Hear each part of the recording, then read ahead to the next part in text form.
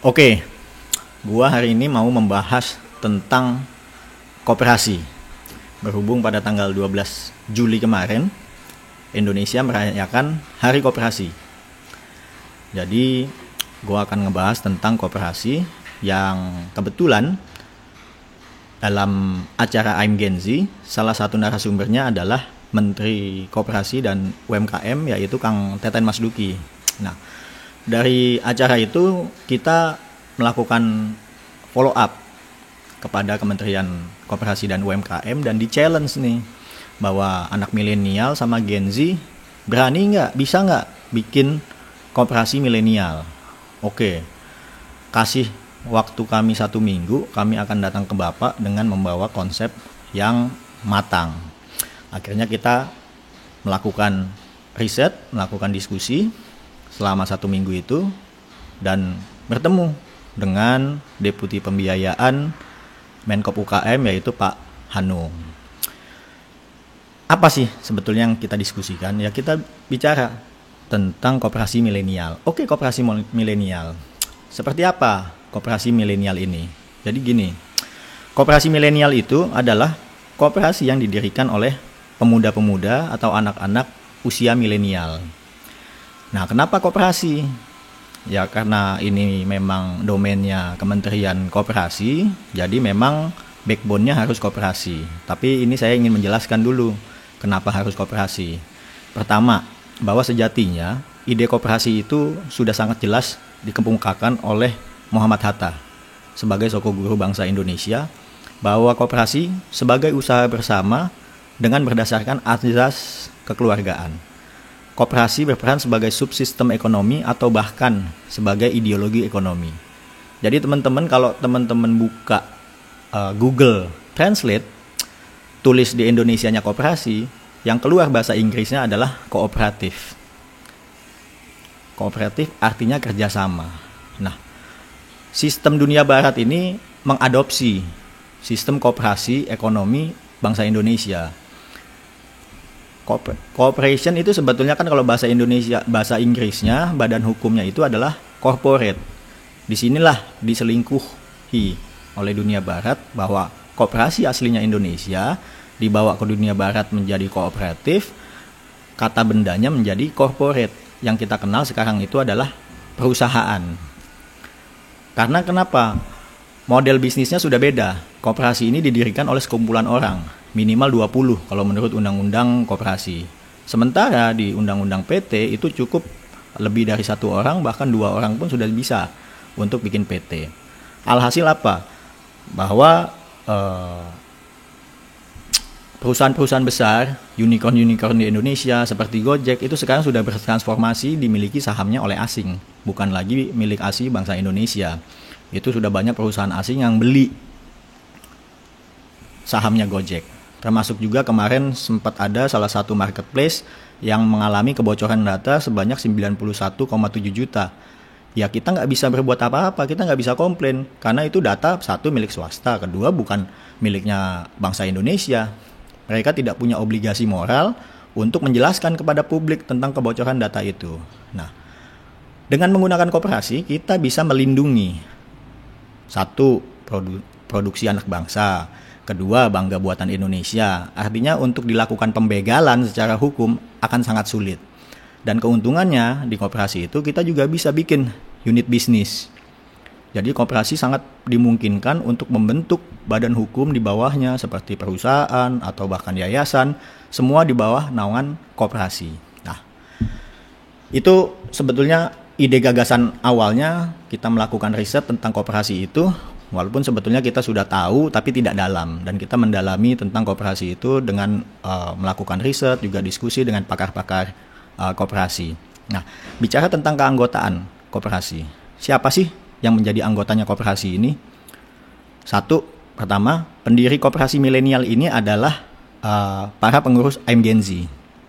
Itu yang terdiri dari 20 orang. Nah, I'm Gen Z ini notabene ya isinya anak-anak milenial, anak-anak Gen Z. Tapi keanggotaannya nggak harus diisi oleh milenial dan Gen Z. Ini terbuka. Bahkan yang misalnya baby boomers atau generasi X boleh bergabung di sini. Nah, keanggotaannya bukan cuma bisa perseorangan, tapi juga bisa juga asosiasi atau UMKM. Ini sedang kita susun ADART-nya. Terus apa yang milenial? Bedanya apa sih koperasi milenial ini dengan koperasi yang kebanyakan lainnya? Pertama, satu, ini didirikan oleh anak-anak milenial. Kedua, ada pembauran sistem digital sebagai pembeda utama. Ketiga, ada diversifikasi usaha yang kekinian.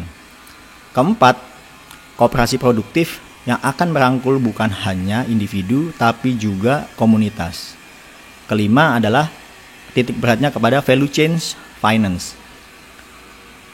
Oke, masih belum nangkep produknya apa? Nah, oke, kita masuk nih ke produknya. Produk dari koperasi milenial ini adalah fintech, adalah super apps. Jadi kalau teman-teman mengenal Line yang dari Jepang, ada WeChat dari Cina, itu adalah super apps. Di dalam Line itu bukan cuma messenger, tapi juga ada news, ada berita, ada sosial media. WeChat pun demikian. Ini sebetulnya bisa terjadi, bisa besar karena apa? Ada goodwill, ada political will dari pemerintah. Jepang, anak-anak muda Jepang itu gandrung di Line, sehingga itu menjamur di seluruh Asia. Begitupun dengan WeChat, Instagram, Facebook nggak bisa masuk Cina. Cina memproteksi rakyatnya, memproteksi negaranya, jangan sampai pihak lain mendapatkan keuntungan ekonomi dari mereka. Dibloklah Facebook, Instagram, dan lain-lain. Mereka buat super apps yang namanya itu WeChat. Mungkin bagi teman-teman yang sudah pernah ke Cina pasti tahu tentang WeChat dan bagaimana pengaplikasiannya. Nah, ini idenya. Ini yang sebetulnya akan kita lakukan. Super apps di Indonesia yang bukan hanya backbone-nya Messenger, tapi juga ada sosial medianya juga, dan juga ada marketplace. Marketplace ini fungsinya untuk apa? Untuk pendataan UMKM. Jadi dari data yang kami peroleh dari Kementerian UMKM, ada 65 juta UMKM di Indonesia, tapi yang baru masuk ke dalam sistem digital itu baru sebesar 13%, yaitu sebanyak 8 juta.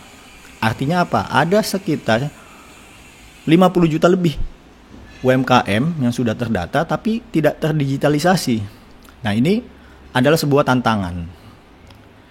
Nah, 8 juta UMKM itu tergabungnya di mana? Itu tergabungnya adalah di marketplace yang unicorn. Saat ini yang teman-teman kenal ada Shopee, ada JD.id, ada Tokopedia, segala macam, semuanya.